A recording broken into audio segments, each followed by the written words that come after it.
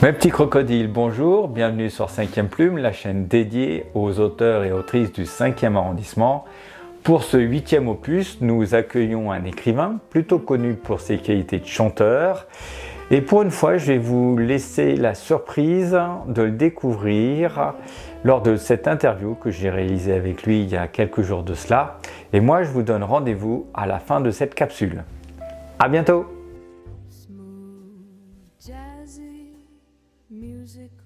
Hervé Villard, bonjour. Bonjour.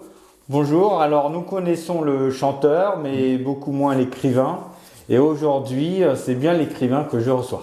Eh ben, Vous avez écrit une trilogie autobiographique. je t'arrête tout de suite, je ne suis pas écrivain. Ah, Je suis un autodidacte qui a appris à écrire. en tout cas, moi je considère que dès lors qu'on a sorti un livre, même 3, Oui. eh bien, je vous classe quand même. Encore faut-il que ce soit bien écrit. Eh ben, je peux vous assurer que j'ai pris plaisir à les lire. Merci beaucoup. Alors, vous avez écrit une trilogie autobiographique, trilogie que j'ai eu plaisir donc à lire. Un premier livre, L'âme seule, à propos de votre enfance. Un second livre, Le bal des papillons, sur vos heures de gloire, de 1965 à 1968. Oui. Puis un dernier livre, Du lierre dans les arbres, au sujet de votre retour en France et de vos amitiés disparues.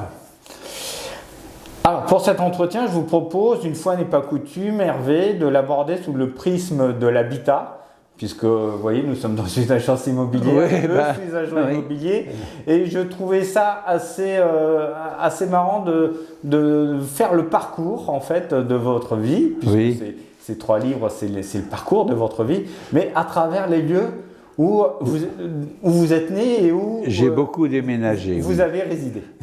Voilà. Alors, comme vous a dit un jour Simone Planteligne, et on verra lors de l'entretien qui est Simone Planteligne, Simone Planteligne qui vous dit « Je ne vois rien de grave en ce monde tant que l'on a un toit et quelque chose dans son assiette. » Exactement. Voilà. C'était une lavandière. C'était une lavandière.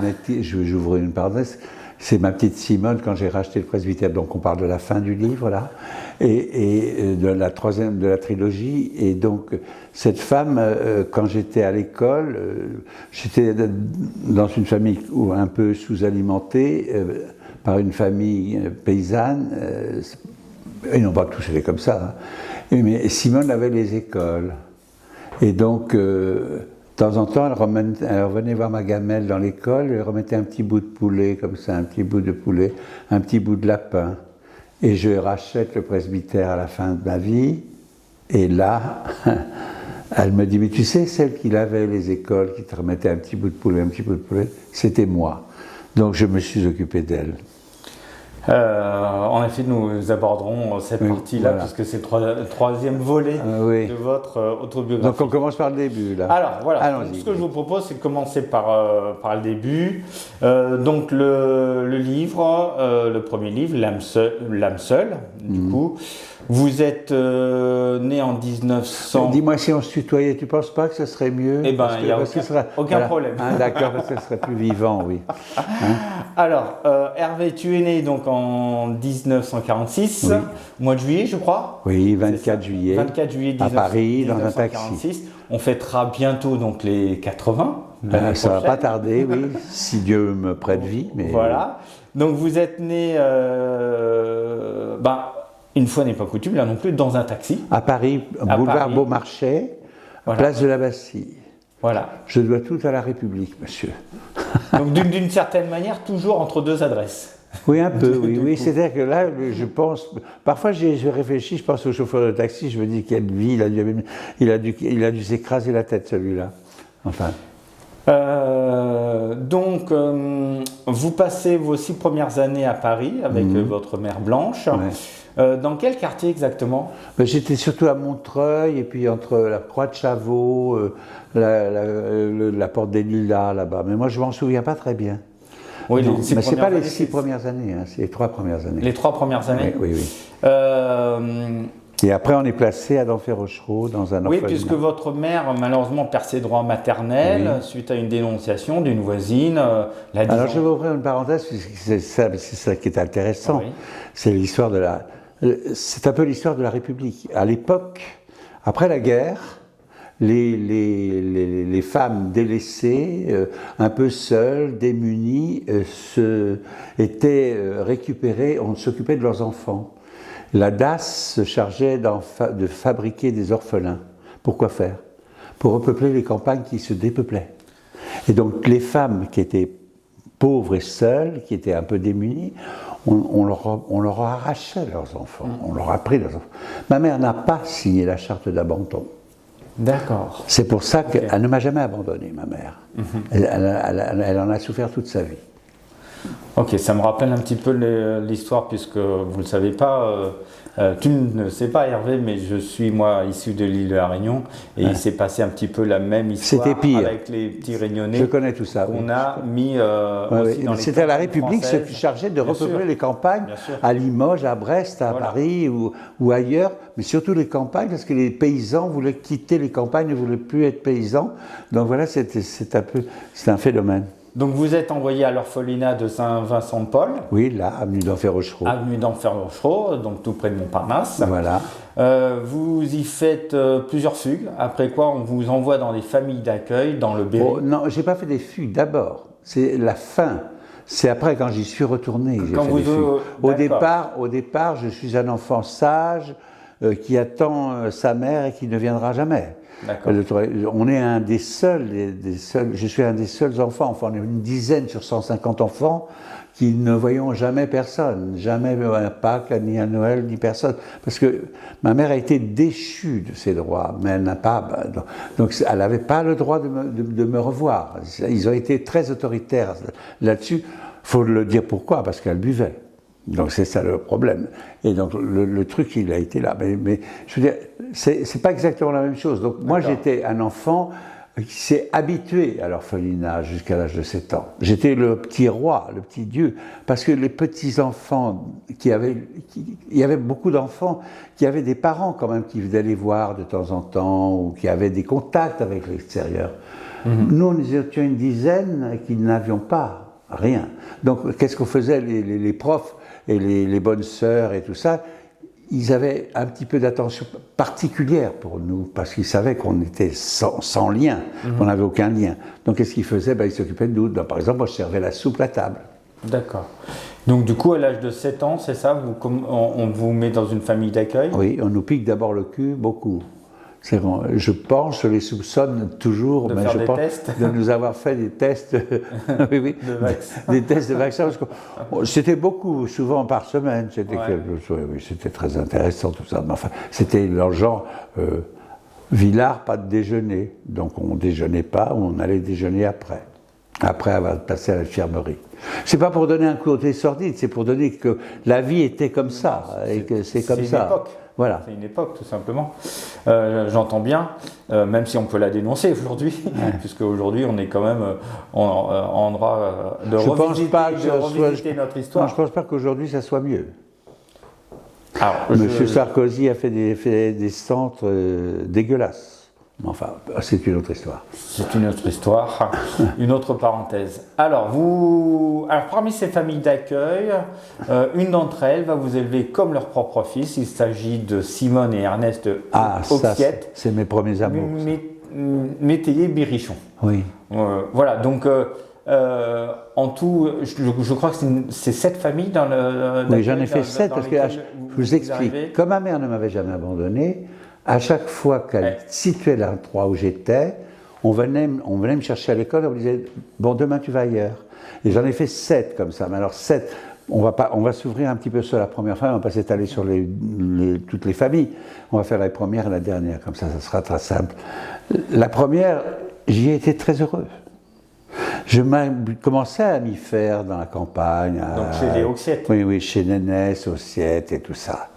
Bon, alors j'allais à l'école en sabot, j'étais un peu complexé parce que les autres avaient déjà des galoches, mais ça c'est des histoires de... Bon, mais je veux dire, j'étais très heureux, on m'y a enseigné les lois de la terre, les paysans étaient des gens... C'était Nénès, Ossiette, était un descendant d'une famille qui travaillait chez Georges Sand. Parce que tout ça, c'est aux confins du Berry, de la Creuse, du Cher et de l'Allier. oui, de l'Allier, je crois, c'est le Cher, l'Allier, et l'Indre. Donc voilà, là, Saint-Saturnin, c'était là. Ou, comment s'appelle ce grand metteur en scène qui a fait Jour de fête, Tati. C'est là que ça s'est passé. Et on voit très bien, dans le film de Tati, justement, telle qu'était la région à l'époque. Bon, il y avait le garde champêtre, tout ça. Bon, moi, j'y étais très, très heureux dans cette... Je faisais 7 km pour aller à l'école à pied, été comme hiver. Mais je faisais aussi...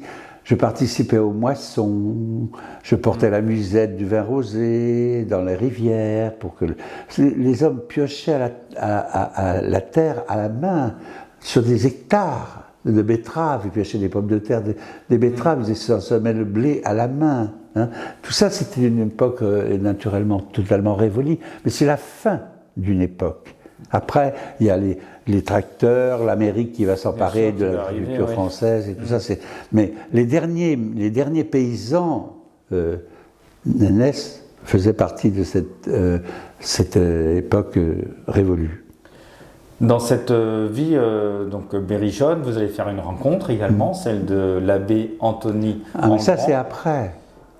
C'est bien après, ça. C'est bien après, ça? Ah oui, oui. Parce que moi, je vous vois que c'est en 57. Mélange pas toujours tout, là. Je vois que c'est en 57. Tu m'as demandé de te parler? Oui, mais bien Alors, sûr. j'ai fait 7 familles. La première famille, c'est la Berrichonne.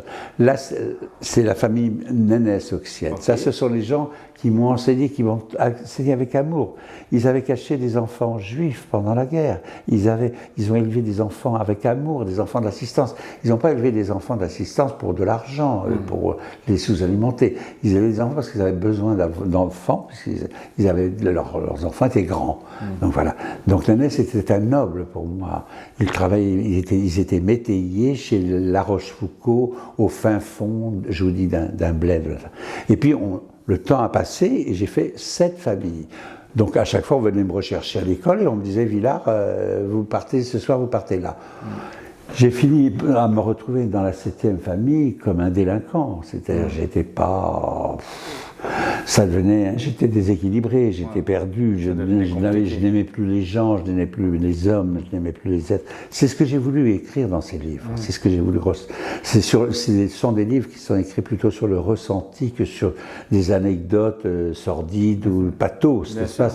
Donc évidemment, c'est pas très gai, mais il y a aussi des belles choses, des jolies choses. Et c'est ça qui est intéressant. Et donc dans cette famille, la 7e, j'arrive dans un village qui s'appelle la Célette, près de Saint-Amand-Montrond. Alors là, c'est le pays des ducs de Berry, de la famille Colbert. Et là, il y a un prêtre qui s'appelle l'abbé Engrand, et puis il y a un instituteur qui s'appelle Persona.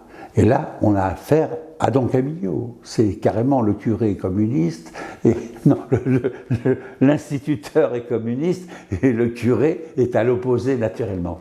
Et le curé a senti que, parce que moi j'insultais l'instituteur devant, j'étais un enfant déséquilibré, je disais qu'il était cocu, enfin, disons, mais je devais avoir 12 ans. Et donc là, j'ai donc raconté tout ça au prêtre, et le prêtre a dit mais on ne peut pas laisser cet enfant comme ça, je veux m'en occuper moi. Et je suis devenu son enfant de cœur. Et qu'est-ce qu'il a fait, cet abbé Engrand? Il a fait une chose qui était incroyable. Il a retrouvé ma mère, et le dimanche à la messe, il invitait cette femme. Il lui payait son billet de train. Voilà, et il voyait cette femme qui était ma mère, mais moi je ne le savais pas, passait devant moi, voyait son fils, et elle n'avait pas le droit de me parler. Et donc je suis devenu cet enfant de cœur et tout ça. Et cet homme m'a aussi enseigné la littérature. Il m'a fait lire Stendhal, il m'a fait lire tellement de beaux livres, Bernanos et tout ça, qu'au fond, pour aller très vite, on ne va pas vous parler de ces familles qui étaient communistes et tout ça, qui étaient c'était un peu odieux, enfin c'était pas non plus les Thénardier, comme on voudrait le laisser entendre, mais c'était quand même des gens durs, même avec eux-mêmes parfois. Et donc ils rêvaient eux de machines à laver, de la télévision, donc ils prenaient les économies qui gagnaient l'argent, la pécule qui gagnait avec les orphelins. Et il l'entassait pour s'offrir des bagnoles. Bon. Et donc, et l'abbé a tout compris. Et c'est comme ça qu'il m'a redressé. Et c'est comme ça que je me suis retrouvé très vite premier prix d'orthographe du canton. S'il vous plaît, monsieur. C'est-à-dire que c'est pas l'instituteur qui a fait ma formation de l'école, n'est-ce pas? C'est l'abbé. C'est l'abbé. C'est l'abbé. Plus, il m'a enseigné naturellement la foi catholique, naturellement. Je reviens sur ce que vous avez dit sur Stendhal, parce que vous voyez, c'est pile poil ce que j'ai écrit pour ce script, puisque je dis qu'à ce moment de votre vie, quand vous faites la connaissance de l'abbé Anthony Engrand, oui. Vous me faites penser, tu me fais penser, donc, à deux personnages de roman. Oui.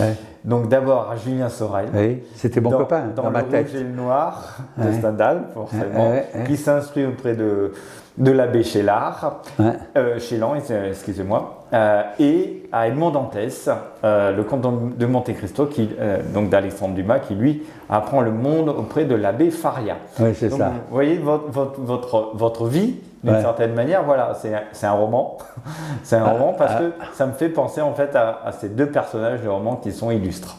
Oui, mais c'est parce que moi, Julien Sorel, dans mon imaginaire enfant d'orphelin, c'était mon pote. Ouais, bien sûr. Voilà, c'était mon copain. Hein.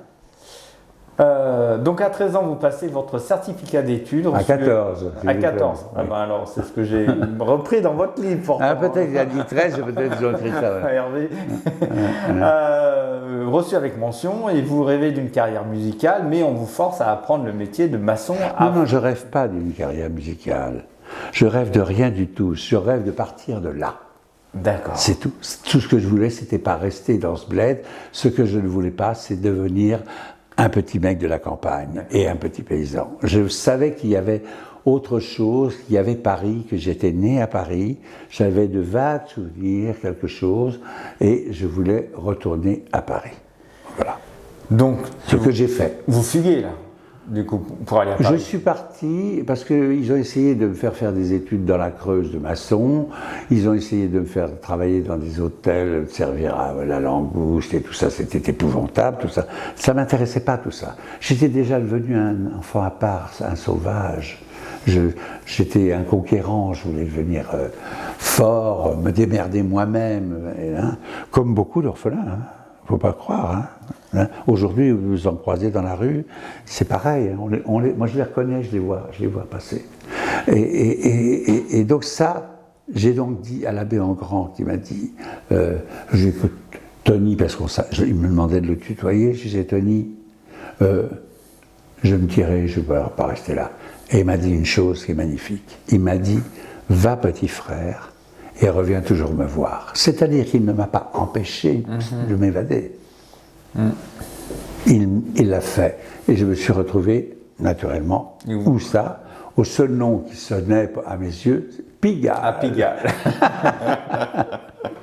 À Pigalle, où vous bénéficiez de la protection des filles de mœurs légères. Ah, mais c'est plutôt moi qui les protégeais, tu rigoles ou quoi? À 13 ans. Mais oui, oui. Non, il y avait des filles formidables. La rue Germain-Pilon, il y avait Bernard Dimet, il y avait il y avait des macros, il y avait des poètes, il y avait des pervers, des salauds, des gens magnifiques, des filles magnifiques, plein les rues à l'époque. Mais nous étions à Paris en pleine guerre d'Algérie, il y avait aussi le panier à salade. Donc ça, c'est une autre histoire. Alors, premier repas, donc arrivé à Paris, premier repas à la cuisine d'antan, un restaurant interdit aux mineurs, chez Bernard Dimet, oui. où vous y retrouvez Vanille, qui sera votre première fois. Ah, ça t'a marqué, ça, le dépucelage. ça t'a marqué, ça. Mais ça a marqué beaucoup de gens. C'est-à-dire que j'ai écrit ça en pensant à un plat. C'est-à-dire antillais. Voilà. Oui, c'est assez beau. Mon dépucelage s'est très bien passé. C'est très bien passé. Sur le réchaud, sur le palier. C'est un très beau souvenir. Avec une photo de Françoise Arnould au-dessus du lit. Puis rattrapé par les flics, sans papier, en fugue, retour à la case départ, en 74, à Ville de Clermont-Ferrand. Voilà. Et là, à Saint-Vincent-de-Paul. Là, il devient un vrai délinquant. Voilà. Donc, à Saint-Vincent-de-Paul, Ce retour à Saint-Vincent-de-Paul, comment ça se passe? C'est compliqué? Je suis un prince, je suis un roi, je suis le premier. Parce que j'ai toujours pas de famille. Oui. Et donc là, je suis grand par contre. Ouais. Donc comme je suis grand, je prends la décision de me prendre en main moi-même. C'est-à-dire qu'on ne peut plus me tenir. J'ai fait cette famille, j'ai bourlingué, je ne sais plus ce que je fais, je ne sais plus comment je m'appelle. Donc il n'y a qu'une chose, c'est l'époque des blousons noirs, il ne faut pas l'oublier, des Batignolles, de Johnny qui démarre, des chaussettes noires, des chats sauvages, du rock'n'roll, des lames de rasoir et tout ça, plein Paris. Et c'est aussi la période de la guerre d'Algérie. Donc c'est sauf qui peut. Et moi, qu'est-ce que je fais? Je fugue tous les soirs. Mais moi, je ne me fugue plus là. Je sors par la porte devant tout le monde et personne ne me dit rien. On ne m'empêche pas de sortir. Parce qu'on sait que quand j'aurai faim, je rentrerai. Ouais. Mais ils n'ont pas eu de peau parce que j'ai jamais eu faim. Je me suis toujours démerdé. Les filles de la rue me donnaient à bouffer et les autres aussi. C'est-à-dire, je me débrouillais. Moi, j'avais des copains qui faisaient le trottoir, qui se débrouillaient. Mais moi, je n'aimais pas les vieux, donc ça ne pouvait pas marcher. Donc, on vendait ses fesses, mais on vendait ses fesses en photo, avec monsieur le chapeau melon. L'homme au chapeau melon, on vendait tout ça à des hommes pervers, la perversité traînait, mais il n'y avait pas que ça. Il y avait aussi des mains tendues, il y avait aussi des gens magnifiques sur le trottoir du boulevard de Clichy qui vous tendaient la main, qui vous donnaient à bouffer. Je doute qu'aujourd'hui, on puisse, un gamin qui traîne dans la rue, un commerçant va lui donner à bouffer parce qu'il voit qu'il a faim. Vous voyez, on est dans une autre époque, on est quand même dans une époque assez forte. Et naturellement, il y a des flics plein Paris, donc j'ai fait des fugues, des fugues, voilà. Cependant, à Saint-Vincent-de-Paul, vous recevez votre première lettre aussi. Ah oui. Et quelle lettre? Puisque cette lettre, c'est une lettre de Dalida. Ouais. Que vous Alors recevez. ça, c'est une autre histoire. Je vous ai dit que j'étais seul. Mais j'aurais été une dizaine à pas avoir de famille. Donc voilà. Donc qu'est-ce que j'avais fait? Moi, vous avez des copains, ils étaient fous de James Dean, je sais pas moi, d'Elvis Presley qui devait commencer à chanter. Alors ils avaient des bolides, du football, des posters au mur, enfin des photos plus ou moins rafistolées au mur. Et moi, j'avais pas tout ça. Et on entendait parfois de temps en temps la radio. Il n'y avait pas de poste de télévision encore. Elle est venue après. Et donc là, un jour, j'ai entendu cette voix magnifique de Dalida.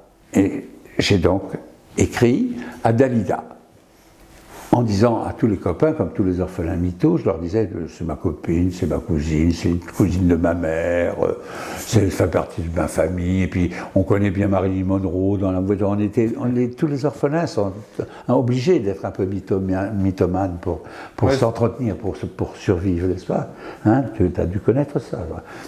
Donc le truc, il est là. Et donc, un jour, à Noël, ils avaient attendu, parce qu'il faut reconnaître, les profs et les pions d'orphelinat, dans ces orphelinats, ils étaient vraiment sympas.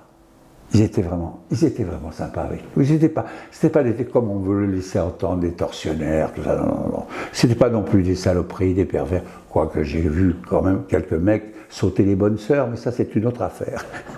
Et dans les draps sales. Non, mais je veux dire, et donc j'ai écrit à Dalida et elle m'a répondu. Je lui ai dit, madame, je vous envoie 24 000 baisers, parce qu'elle avait une chanson qui s'appelait 24 000 baisers.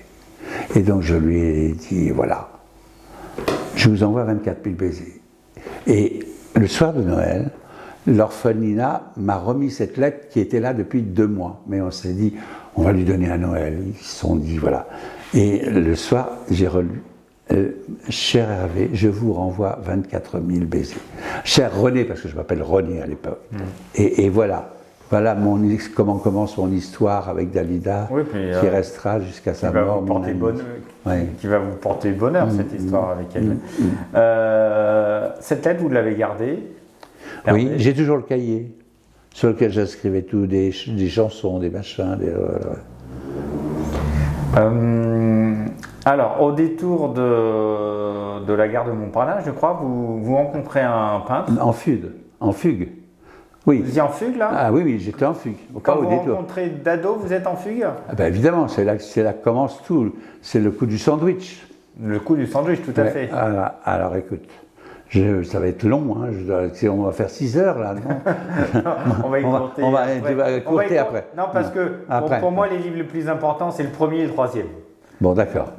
Ah bon, alors, le Caprice c'est fini, c'est pas intéressant. Si. Non, maintenant, je m'amuse. Alors, tu fais ce que tu veux. Et que tu poses les questions que tu veux. Et que donc, on en était à Gare Montparnasse. C'est là que change le destin. C'est là qu'arrive tout. Oui.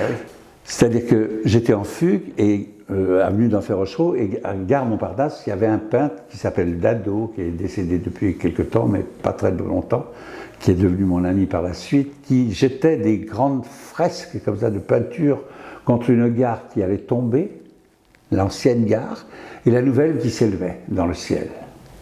Et il jetait des grandes fresques comme ça.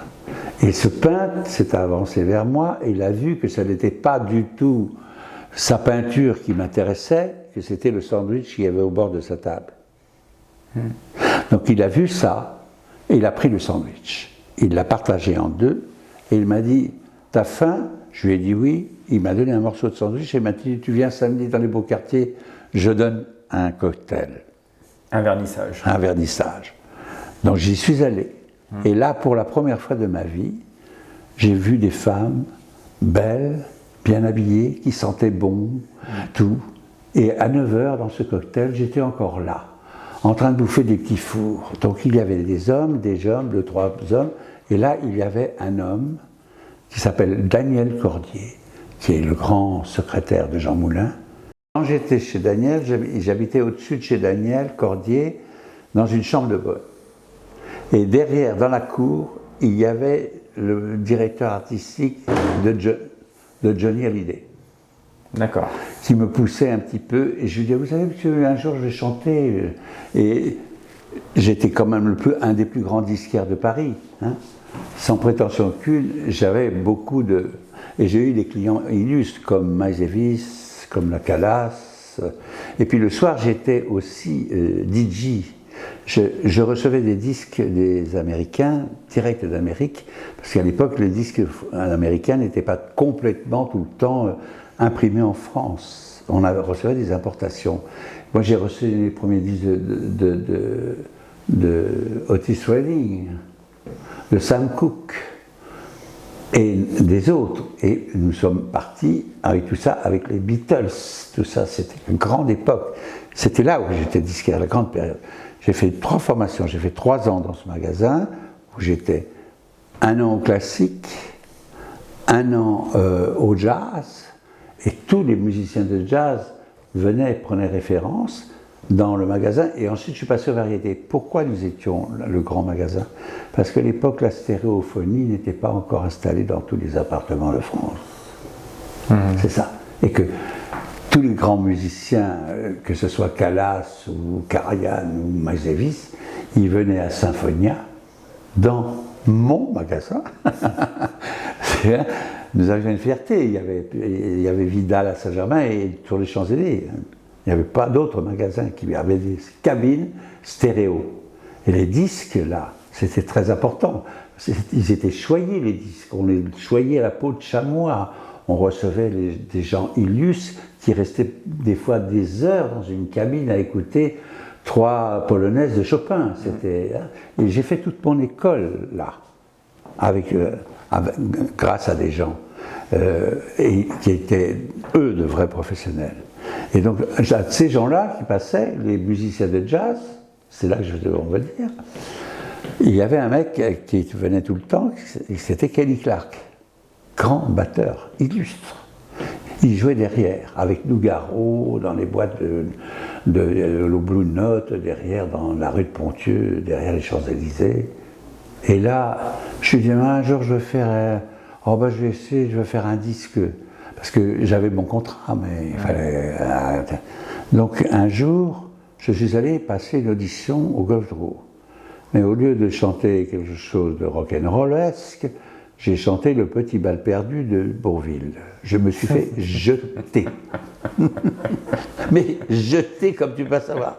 J'étais furieux parce que j'ai toujours été un petit peu orgueilleux, quoi, un petit roquet, quoi. C'était un peu. Et oui, j'étais comme ça. Et donc je suis jeté et je suis arrivé à mon métro à Franck-la-Roosevelt. Et comme j'étais disquaire, il y avait une chanson d'Aznavour, que j'aimais beaucoup. Il s'appelait C'est fini, fini, fini, fini, fini. Il disait fini 50 fois dans la chanson. Et devant moi, devant mes yeux, il s'est passé une affiche qui partait en vacances à Capri. Et j'ai fait Capri est fini, fini, Capri est fini. En 7 minutes, j'ai écrit la chanson dans ma chambre de bonne. Et ensuite, je suis allé au cours de chant, j'ai montré ça, et c'est là que on a pu faire mon premier enregistrement.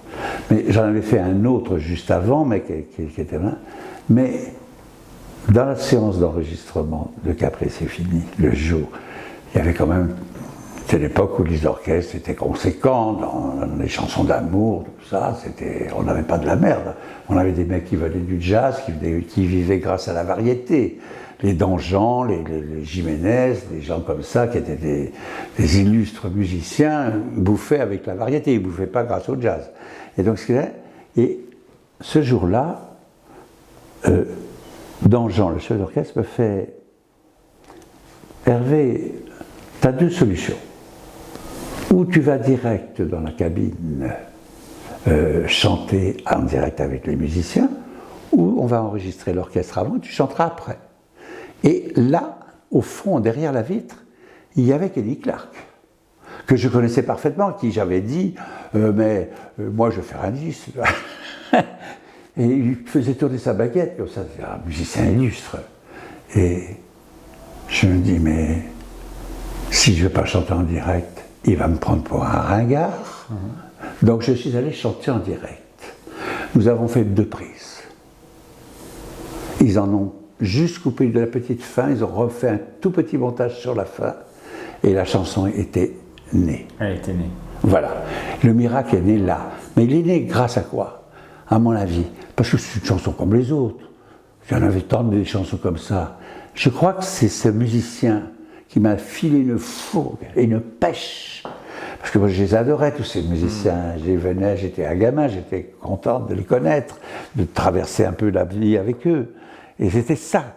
Et il n'est pas question que je sois mauvais. Donc ma petite chanson, au fond, elle est née dans la grandeur d'un mec qui jouait, mais qui ne jouait pas n'importe comment. Il a joué slow rock, il a joué clac, tac, paf, tac. Et je crois que c'est là que j'ai trouvé mon phrasé. C'est que moi je chante très saccadé, mais c'est lui qui m'a porté. Et c'est pour ça que je pense que le miracle de cette chanson, il est là. Il est dans ce que un mec m'a donné derrière la vitre en me disant bon, on est content pour toi, formidable, on va faire quelque chose de bien. Et ben, vous faites cette prise, ouais. Ensuite la sortie c'est pour l'été, ouais. C'est ça, ouais. Et tout de suite c'est un succès?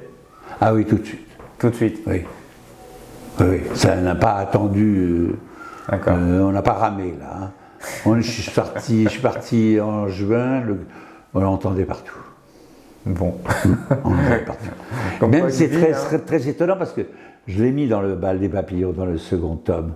C'est s'entendre dans un garage, en passant devant une vitrine, partout, on s'entend partout comme ça. Qu'est-ce que c'est? Ah, c'est moi. Mais voilà, mais j'avais mis une phrase dans le bal des papillons que j'aime bien, qui s'appelle « Quand le bonheur en fait trop, je me sens menacé ». Et c'était vrai. Parce que c'est le vertige. Voilà. Hein, c'est quelque chose de fort. Hein, ça a été très très fort. Mais je ne l'ai pas senti tout de suite. Voilà. En même temps, dans cette période, puisque vous partagez votre vie entre vos succès avec Capri, mais vous partagez également un peu une vie cachée avec votre mère Blanche. Ah, là c'est une autre chose. La gloire, la célébrité de cette chanson m'a amené. C'est pas moi qui étais célèbre, c'était la chanson. Hein, m'a amené à un autre détour. C'est-à-dire qu'un jour, 2 journalistes sont arrivés et m'ont dit Hervé, et si tu retrouvais ta mère? Je lui ai dit, je l'accueillerais avec bonheur. Et ils n'ont pas ponché. Et ils sont revenus quelques mois après Lors d'un concert dans le J'étais Nord. tourné à Verdun, en tournée avec Claude François, et je suis rentré dans une chambre, et là, il y avait ma mère posée sur un lit, et sont sortis comme des feux follets. C'était un moment terrible. Des placards et des armoires, des flashs de photographes. Ils avaient monté leur coup. Oui, ben oui. Ils ont fait beaucoup d'argent avec ça. C'est les empreintes de la gloire qui n'existent pas. Ouais. Parce que la gloire, ça n'existe pas. La gloire, c'est fait pour celui qui te regarde dans les yeux. Parce que lui, il y croit. Il dit, il est plein de fric, il a gagné beaucoup, machin. Mais celui qui la vit, celui qui vit tout ça, il ne faut pas qu'il y croie, parce que c'est suicidaire, la gloire. Donc vous retrouvez votre maman, donc votre maman Blanche. Vous l'installez? Ça s'est mal passé. J'aurais pas dû.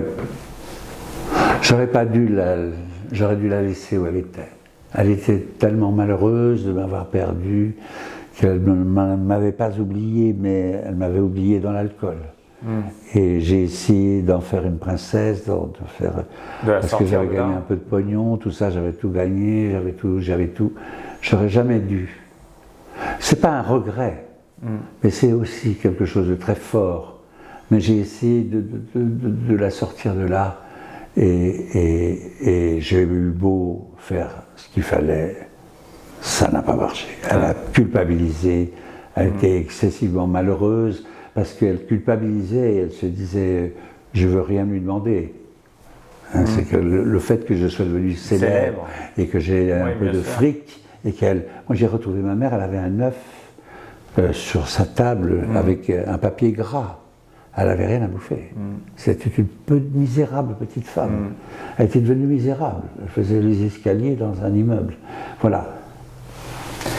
On va revenir un petit peu sur la carrière artistique puisque un moment un passage qui est plaisant, c'est cette rencontre que vous faites avec ce couple libanais qui finalement va vous entraîner dans l'Orient, donc au Moyen-Orient, à une tournée, que ce soit donc à Beyrouth, à Istanbul, jusqu'en Israël même. En Iran. En Iran. C'est une époque où on pouvait passer du Liban en Israël et d'Israël en Iran. Moi, comme on était célèbre et qu'on nous aimait, on passait sans passeport. Oui. On était célèbre, on passait donc. Vous êtes Monsieur Villard, vous voyez ce que je veux dire, c'est bon. Alors tout ça a été très très très vite. Mais moi, ce qui m'avait intéressé dans tout ça, c'était de voir le monde. Oui, parce qu'au départ, si je n'avais pas réussi dans la chanson, ou si je n'avais pas réussi tout court, ce que je voulais, c'était m'engager dans la marine. Pourquoi? Parce que je n'avais qu'un désir, c'était de voir le monde. Je voulais m'évader, je voulais aller à la rencontre de ces jolies femmes qui sentaient bon dès le départ. Non seulement vous avez vu le monde, mais le grand monde. Oui. Puisque vous y rencontrez, comment vous l'appelez déjà, la femme du chat, donc la Chabanou. La Chabanou, oui. La Chabanou, donc la femme du chat. On vous reçoit comme, alors j'allais dire comme un pape, mais pas quasiment. Mais encore aujourd'hui, vous savez, ça va. Et puis ce voyage donc avec ce couple-là de Libanais, Brahim Gela et Choufa, se termine dans leur villa à Pompéi. Voilà. Villa Pompéi. Est-ce que ces gens-là, vous les avez revus derrière? Bien sûr. Ils sont partis, ils ne font plus de ce monde maintenant, mais je les ai revus jusque dans les années 80. D'accord. Alors je les ai connus dans les années 60. Mais ils m'ont permis de voir tout le Moyen-Orient, dans toute sa splendeur, dans tout ce pays des mille et une nuits, Bagdad. La nuit, c'était. Moi, j'avais à peine 20 ans, je voyais tout ça. Tel Aviv, tout ça, c'était rien, c'était tout. Vous voyez, il y avait tout. On ne sentait pas. Aujourd'hui, bon, je ne vais pas vous faire la comparaison, ça n'a plus rien à voir, c'était plus le même monde, c'était pas pesant. Les nuits de Bagdad ou d'Ispahan, c'est absolument inoubliable quand on l'a vécu. Et puis, bon, c'était bon. Il faut reconnaître que j'étais reçu aussi. Machin. Mais c'était pas parce que j'étais bien reçu, c'était parce que j'étais là. Et que je me disais, tu vois le monde. Et ça, c'était pour moi, ça a été très enrichissant et très nourrissant pour que je puisse faire mon métier. Parce que c'est comme ça que j'ai appris à faire mon métier. Moi, au départ, je ne savais pas chanter, je ne chantais pas. Je barbouillais, je gargouillais. Mais au fur et à mesure que, vous savez, la littérature, la vie, les jardins, les jardins du monde, le faste, et puis la misère aussi. On traverse tout ça. Hein. Ça vous, j'ai presque envie de vous dire, ça aide à vivre. Ça console presque. Pas consoler, mais ça, sur sa propre aide, situation. Ça aide. On prend conscience. Oui, de sa situation. Voilà. Voilà, ça aide beaucoup. Ouais. Donc, cette tournée terminée, vous revenez en France et là on vous propose une tournée avec Michel Thor et Christophe, qui va durer 6 mois, je crois. Oui.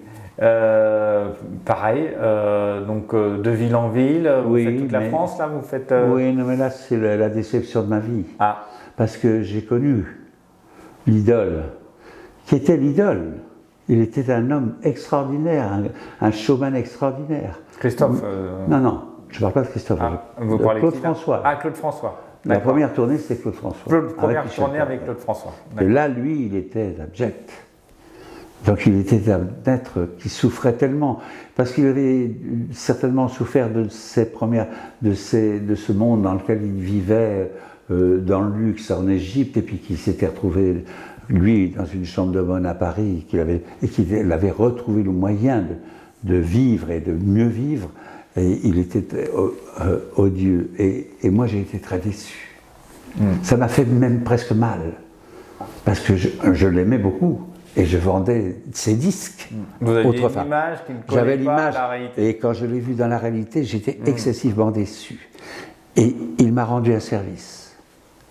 Dans son horrible chose, c'est de me dire, j'ai pensé, j'ai dit, je ne serai jamais celui-là. Je ne m'y prendrai jamais de cette façon-là. Et c'est vrai, ça m'a aidé à bourlinguer. Après, je suis devenu comme un chanteur d'orchestre. Moi, j'avais mes musiciens, je vivais assez simplement. Parce que je ne voulais pas, justement, je ne voulais pas mentir. Devenir ce monstre sacré. Oui, il était difficile. Et après, donc nous avons fait une grande tournée, l'été d'après, avec Christophe et Michel Thor. Ça a été magnifique. Là, j'ai découvert le pays, la France. Ça, c'était inouï. On titrait qu'on était plus célèbre que les Beatles. Les journaux disaient parfois n'importe quoi. Donc toute cette période, donc, vous amassez, et puis vous... Même le pognon, on amasse, il faut voilà, le savoir. Oui, ça faut le savoir. Hein, oui, c'est dans ce sens-là que je l'entends. C'est ça que je l'entends. Mais tu le dis très discrètement. Ouais. Vous amassez et du coup, là, vous en profitez. Mais là, pourquoi tu me dis vous, là, quand je parle d'argent? Parce que je manie le vous et le tu. Allez, vas-y. Et là, tu achètes un hôtel particulier, rue de Longchamp. Ah, mais ça, c'est plus tard. Non, c'était que d'abord, j'essayais de m'occuper de ma chère maman, et maman souffrait, donc je m'en pouvais plus, je me déroutais, je me perdais un peu. C'est vrai que l'argent m'a troublé, le fait de gagner tant d'argent. Alors, et d'avoir la première Ford Mustang à Paris, de ne pas avoir son permis de conduire, c'était quand même quelque chose. Tout ça, toutes ces espèces de... Elle est drôle cette anecdote. Oui, mais toutes ces espèces de bluffs, machin. Bon, mais je ne les croyais pas. Ce qui me préoccupait, c'était beaucoup ma maman. Donc du coup, tu installes ta maman où justement. Donc, quand tu parles de cet hôtel particulier, j'ai acheté... mais il n'était pas totalement fini de payer, parce que je voulais m'installer avec elle. Elle n'a pas voulu. Elle a préféré que je... Donc je l'ai installé à côté. Boulevard Flandrin. Flandrin, et l'erreur que j'ai faite, c'est de la mettre dans le 16e. Parce que c'était une femme populaire. Eh oui. C'était une femme, on peut dire, de la populace, Ouais. du petit peuple de Benin. Elle aurait été mieux à Pigalle. Non, elle aurait été mieux de la laisser où elle avait été, à Montreuil. À Montreuil. Voilà, c'était ça. C'était son monde. J'aurais pu très bien. Et ça, c'est la dérive que j'ai fait, la bêtise. En même temps, tu as 20 ans. Mais oui, non, parce que voilà, et de l'argent. Tu voulais bien faire. Voilà, tu voulais bien faire. Mais en pensant bien faire. Mon ami Dalida et Cordier m'avaient prévenu. Ouais. Cordier surtout. Oui, Cordier m'avait prévenu, ils m'avaient tous dit non, mais t'en fais trop. Tu peux rien faire. Ouais. Parce qu'elle picolait, c'était terrible. Ouais. Je la retrouvais au Balajo, à la Bastille, avec un litre de rouge à la main, et le lendemain, elle me disait tu me ramènes du Bordeaux et du bon. Elle s'était habituée. Ben oui. Elle s'était habituée. C'était la petite frisée. Je vais t'offrir une anecdote sur ma chère maman que j'ai aimée et à laquelle je pense encore. Elle était, dans sa jeunesse, elle vendait des partitions dans la Croix de Chavaux. Et c'était les faubourgs de la Croix de Chabot. Là sont nés des tas de gens où chantaient les Fréhel, les Piaf, les Lucienne Boyer. Et donc, je ne sais pas, 40 ans ou 50 ans après, j'en sais rien, je n'ai pas calculé. Elle revoit Lucienne Boyer dans la rue Le Pic un matin. C'était une petite femme, on l'appelait la petite frisée. Donc elle voulait aussi peut-être bouger dans sa jeunesse, être chanteuse. Parce qu'elle chantait bien, elle était mignonne.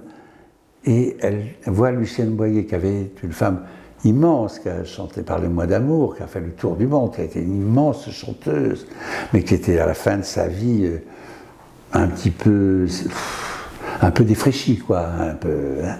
Elle lui dit « Ah, la Lulu !»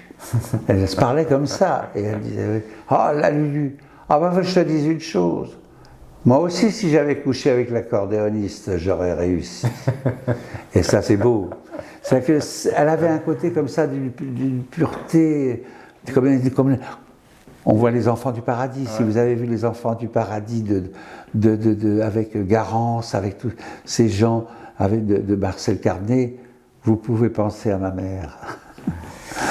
Alors, donc malheureusement, Boulevard Flandrin arrive le drame. Oui, on ne va pas s'étaler. Hein, voilà. Parce que ça, c'est le drame. Il y a un incendie. Mais il y a aussi l'accusation. J'étais acculé. Oui, c'est-à-dire que on vous a fait culpabiliser sur...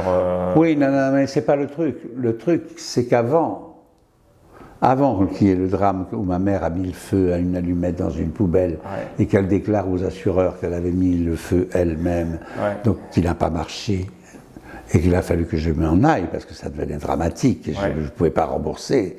Hein. Il y avait eu le coup de l'homosexualité. N'oubliez pas ça. Ça, c'est très important. C'est que j'étais acculé, parce qu'un jour, j'étais allé à la radio. Oui.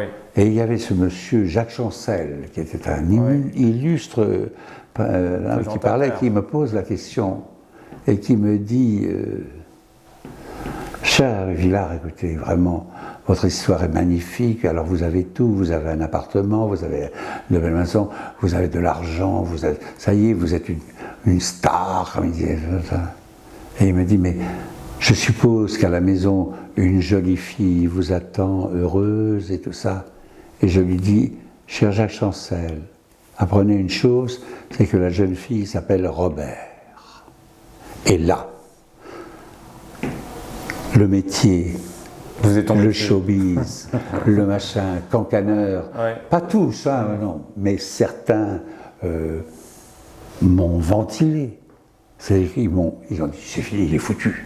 Il est foutu. Mmh. Et il y a des stations de radio qui ne me passaient plus, qui m'avaient banni. On ne voulait plus entendre parler de moi. Vous étiez blacklisté. Voilà. Et donc, ça y était. Et ça fait aussi partie de mon exil.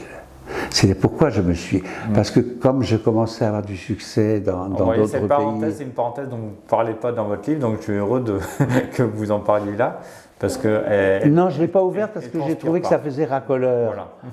Et puis que ça n'intéresse pas tellement. D'accord. Mais moi, vous savez, on comprend doublement. On n'a pas à s'expliquer parce qu'on est homosexuel. On n'a pas tout ça, c'est de la connerie. Tout simplement de mais, tout. Mais je vous le dis à vous parce que ça n'a rien à voir. On est sur YouTube maintenant, le monde a bougé, on a évolué, fort heureusement, enfin, je veux dire.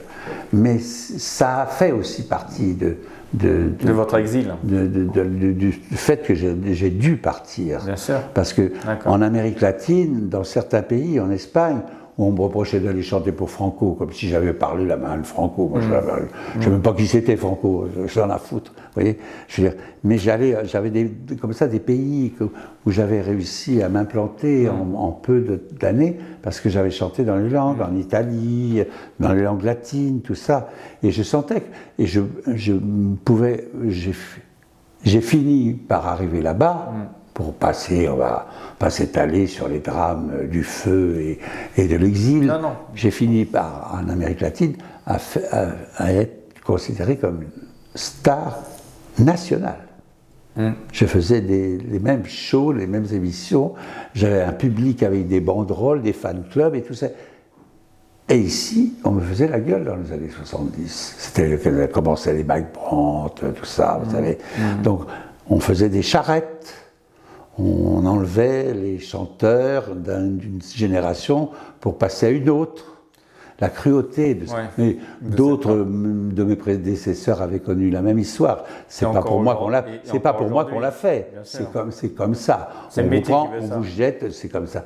Donc le truc est que moi, par contre, j'arrivais à Mexico et je chantais dans des arènes où on voyait des 20 000 personnes. Alors, et ici, niente. Vous étiez vilipendé dans votre propre pays. Alors j'avais quand même un public qui était resté fidèle. Et puis, c'est pour vous aller très vite. J'ai eu la chance d'avoir des bons producteurs qui croyaient en moi et qui savaient qu'en Amérique latine j'étais fonctionnaire et tout ça. Mais ici, on en vendait... allez, 100 000. Et à l'époque, si vous ne faisiez pas 1,10 million, vous étiez considéré comme un ringard. Vous voyez ce que je veux dire ? Il faut sentir la cruauté de ce métier. C'est pour parler de ce métier qui est très, parfois, décisif, mais incisif, qui brise du jour au lendemain. C'est le métier, c'est pas le public. C'est pas le public qui décide, c'est le métier. Donc, mais ce métier, il n'est même pas défini. Tout le monde vient de tous les horizons, tout le monde se bat pour essayer d'avoir sa place au soleil. Et moi, j'étais là. Et par contre, j'ai eu la chance d'être dans une équipe qui a tout exposé, le monde du showbiz. C'est Sardou. Sardou a compris que j'étais banni, tout ça. Et qu'est-ce que je faisais ?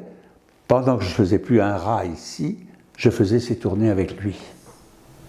À l'étranger ? Non, ici. Lui, ici, il explosait. Lui, il était devenu la maladie d'amour, tout ça, c'était énorme. C'était beau, c'était pas et puis vous aviez des chanteurs comme Guichard, tout ça qui ramaient parce que c'était un peu, ils étaient un peu finis. Voilà. Puis vous aviez des chanteurs belges qui bêlaient des roucoulades insensées. Bon, mais c'est comme ça. Mais ce qui était intéressant, c'est que j'ai eu beaucoup de mains tendues dans ma vie. Et donc Michel en a fait partie. C'est-à-dire qu'il a senti, parce qu'au départ je l'avais aidé, je lui ai donné des masses d'eau, tout ça, quand il avait dit là. Mais il a senti qu'on ne pouvait pas me tuer comme ça. Et donc j'avais des producteurs qui me faisaient des disques, mais qui n'en vendaient pas un. Enfin, j'en vendais un peu, mais on n'en vendait pas beaucoup.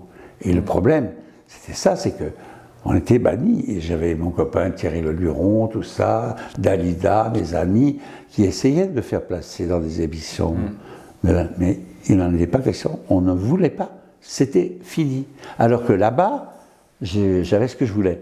Donc si vous voulez, et pour aller très très vite, je suis revenu en 78, et nous avons fait 3,5 millions d'albums avec une chanson qui s'appelle « Nous ». De Toto Cutugno, c'est ça ? Voilà. Et que j'ai rencontré, si vous voulez l'anecdote, je vais vous la faire.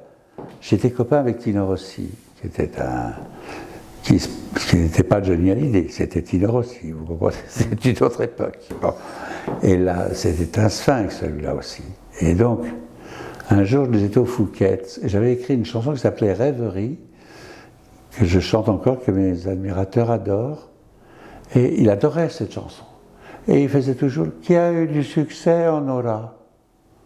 Et un jour, passe un homme derrière la vitre du Fouquet's, et je vois un homme qui me fait signe comme ça. Et mon ami me dit « Mais je ne sais pas qui c'est ». Je dis « Ben non, je ne sais pas qui c'est ». Ben, c'est Toto Cotugno. Cotugno. Ah bon, il a écrit, il était indien, il a écrit oui. En chantant pour Sardou, il a écrit des... Ah bon, bah dis-lui de venir boire un coup. Et donc j'ai bu un coup avec Tino, et il m'a dit, Marc, et toi, tu chantes des chansons italiennes, mais pas les miennes, des machins. Je lui ai dit, donnez-moi votre carte, donne-moi ta carte. Et je suis allé à Milan, chez lui, je suis resté 2 mois. Ouais. L'homme était milliardaire, vivait encore chez sa mère, comme ça, descendait en bas au piano, en pantoufles, en peignoir, remontait chez sa mère et on recommençait chaque jour et on écrivait des petites chansons. Et l'après-midi, j'ai connu tout Milan parce qu'il allait voir ses maîtresses. Donc je connaissais les quartiers, je l'attendais pendant qu'il s'occupait de ses maîtresses. Et nous avons fait 15 millions de disques. Ouais. C'est une espèce de revanche, vous voyez, sur le... C'est-à-dire que cette vacherie qu'on m'avait fait, bon, j'avais rien fait. C'est la vie qui vous prend comme ça, c'est le hasard, ça n'a pas été moi, ça aurait été un autre. Le feu, il brûle ailleurs, et puis les homos, vous aviez eu autrefois des chanteurs comme Dario Moreno, Luis Mariano, on ne les avait pas condamnés, vous voyez, c'était parce qu'on voulait que c'était comme ça. Bon, alors, mais cette espèce de choses que j'ai vraiment ressenties comme une revanche, vous voyez, comme une guerre que j'avais gagnée. À partir de ce moment-là, j'ai refait de la télévision, et on va aller très vite. L'abbé en grand un jour est paru à la télévision. L'abbé de l'enfance. Oui, dans l'émission la vie de recherche. Avis de recherche de Sabatier. Et il a dit une chose qui m'a rendu populaire à vie. C'est lui qui m'a soudé avec le peuple, avec le public. Il a dit, cet enfant, je l'ai aimé plus que tout enfant au monde, quand il était misérable. Et là, que j'allais sur les routes de France, chanter mes nous, mes reviens, mes caprices, ce que vous voulez, et les routiers, les gens de tous les jours me disaient « Oh Hervé, tu diras bonjour à monsieur le curé hein ?» C'est ça la vie. Ouais. C'est ça la vie d'un chanteur, c'est d'un chanteur populaire. C'est ça qui est intéressant. Ce rapport aux gens. Oui, moi c'est ça qui m'a beaucoup intéressé dans mon métier, dans mon travail. On arrive à la fin de ce 2e livre, donc du coup, le bal des papillons, et donc votre dernier livre, Du lierre dans les arbres, vous le sortez en 2010-2011 ? Oui, le jour de la... C'est ça ? Je ne dis pas le jour du Covid, c'était une horreur. Les librairies ont fermé le jour même. Et ce livre, un petit peu, il commence en fait sur votre retour à Paris. Oui, sur le retour, oui. Sur votre retour à Paris. Ouais. Vous expliquez ce retour aussi parce que vous étiez sur le point de constituer une famille. Ben là-bas, à Mexico, là-bas, oui. À Mexico, et que malheureusement, le destin vous a frappé. Je ne voudrais pas être trop pathos, mais c'est la vie qui vous... Voilà, c'est la vie qui s'acharne, mais elle s'acharnait aussi du parti bonheur. C'est ce que me disait Dalida, on ne peut pas tout avoir. Voilà. On ne peut pas tout avoir. Donc malheureusement... Non, ce que je voulais, en partant, comme ma mère était Alzheimer, mais là ça fait un peu... Je raconte des histoires qui ne sont pas très intéressantes. Enfin, comme ma mère était abandonnée, la pauvre, elle m'appelait Robert, elle avait perdu. Donc je revenais, je payais la pension, je faisais ce que j'avais à faire. Mais moi j'étais devenu un chanteur mexicain, je voulais aller aux États-Unis, la France était terminée pour moi. Et je voulais fonder une famille, et je suis tombé sur une fille, on était de connivence tous les deux, moi je voulais une famille, et elle ne voulait pas d'un enfant pauvre. Elle était pauvre. Une petite Mexicaine là, elle était enceinte, et elle est morte un jour en accident de voiture enceinte. Donc à partir de ce moment-là, la vie s'arrête encore une fois, Et plus rien ne vous retient. Et mes amis mexicains, dont la grande reine de Mexico m'a dit, Maria Félix me dit, reste pas ici. Retour en France. Ça porte malheur. Ouais.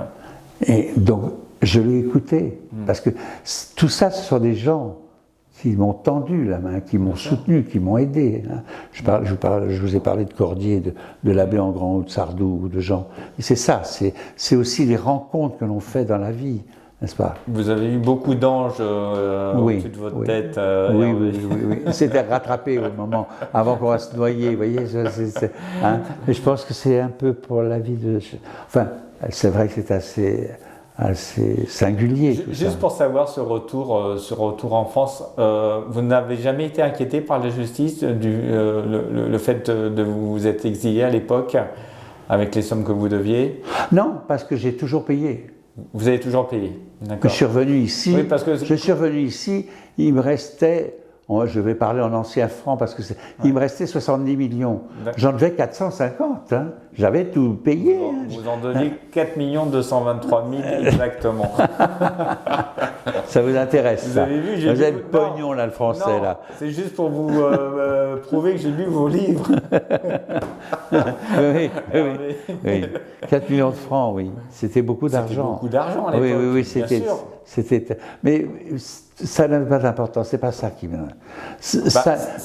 pour moi, vous savez... Ça n'a pas d'importance... Non, parce que je vais vous dire, quand vous faites la première chanson, vous ne pensez pas que vous allez gagner dans la... Ah ben non, c'est pas ça. Et puis, les gens vous regardent, évidemment, les gens ils vous regardent et vous se disent, celui-là gagne plein de fric et tout ça. Mais moi, je n'ai jamais calculé comme ça, je n'ai jamais été dans l'argent. J'ai gagné beaucoup d'argent, je ne suis pas pauvre, tout va bien, bon... J'en ai beaucoup craqué et je pense que j'en craque encore et je fais bien de le craquer. Ça, c'est une autre... Mais moi, il était pour l'utiliser. Mais bon, non, où j'aurais pu sombrer, c'est dans l'alcool, dans la came que je voyais passer tous les jours. Ouais, c'est ce que vous disiez même à un moment donné, c'est que vous dites dans du lierre dans les arbres, vous dites que heureusement que j'ai eu toute cette période de vie donc à la sellette, où autrement je serais tombé comme mes amis dans la cocaïne. Mais oui, parce que quand vous avez moins, que ça commence à s'estomper, que le succès commence pas à vous oublier, mais que on devient plus exigeant en avançant dans la vie, n'est-ce pas, tout ça. Non, il fallait trouver une solution. Donc la solution, quand j'avais fait 15 millions de disques, c'est qu'on pouvait faire de plus. Faire remplir des salles et machin. Je pouvais continuer à avoir ma valise, aller à la perche, mais enfin, le monde avait changé. L'Iran n'avait plus les portes ouvertes. Bagdad sautait. C'est-à-dire que vous aviez une partie du monde que j'avais dans la poche qui était mort. Alors mes petits crocodiles, j'espère que vous avez passé un moment agréable à écouter cette interview d'Hervé Villard. Moi en tout cas j'y ai pris beaucoup de plaisir. Je vous invite pour les plus jeunes à aller sur les plateformes digitales de streaming pour écouter que ce soit les titres comme Capri dans les années 60 ou à son retour comme Nous, comme Revient, comme La Méditerranée. Donc voilà, je vous invite vraiment à l'écouter parce que ça fait partie de la mémoire musicale française. Maintenant, concernant la chaîne, pour cette année, on clôture les interviews. C'est la dernière interview que je réalise. En revanche, il y a une actualité qui est importante, à savoir l'exposition que nous réalisons donc, du 26 novembre au 6 décembre à la salle Capitan, donc place du Panthéon dans le 5e arrondissement.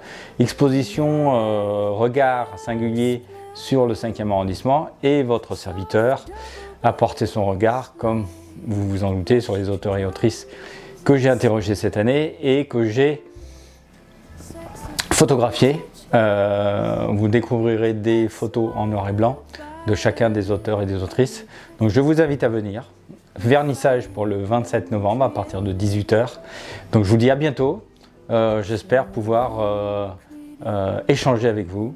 Et puis pour 2026, je réfléchis à d'autres supports, d'autres manières de communiquer, mais 5e Plume continuera et continuera d'autant plus fort. Voilà. Et surtout, mes petits crocodiles, ne cessez jamais de lire, quel que soit le genre littéraire. Roman, policier, poésie, essai, nouvelle, quel que soit le genre, je vous invite vraiment à continuer à lire. Parce que lire, c'est apprendre, lire, c'est comprendre, mais lire, c'est aussi s'évader, c'est se découvrir et c'est découvrir les autres. Alors voilà, je terminerai sur cette note et je vous dis à bientôt. Salut mes petits crocodiles!